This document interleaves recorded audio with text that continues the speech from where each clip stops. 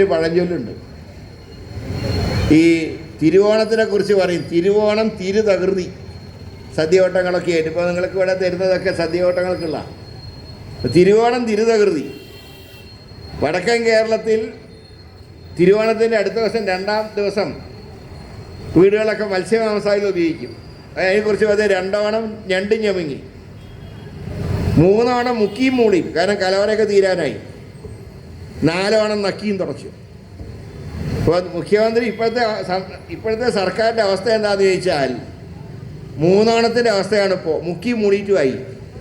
ഇനി മൂപ്പർക്ക് ഒരു ടേം കൂടെ വേണം. എന്തിനാ അറിയോ? ഖജനാവ് നക്കിയും തുടച്ചും പോകാൻ. അപ്പോൾ അതുകൊണ്ടാണ് ഞാൻ പറഞ്ഞത്, അങ്ങനെ പ്രയാസം അനുഭവിക്കുന്ന സാഹചര്യത്തിലാണ്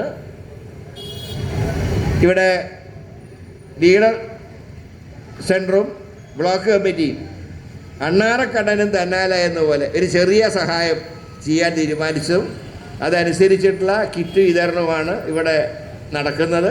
ഏതായാലും ഞാൻ ദീർഘമായിട്ടൊന്നും പറയുന്നില്ല. ഉള്ള പരിമിതി വെച്ച് ഓണം ആഘോഷിക്കാൻ നിങ്ങൾക്ക് കഴിയട്ടെ എന്ന് ഓണാശംസകൾ നേടുന്നതോടൊപ്പം തന്നെ അടുത്ത ഓണം നമുക്ക് അതിഗംഭീരമായി നടത്താനുള്ള അന്തരീക്ഷവും ഒരുക്കണം എന്ന് മാത്രം പറഞ്ഞുകൊണ്ട് ഈ ഇന്നത്തെ യോഗം ഔപചാരികമായിട്ട്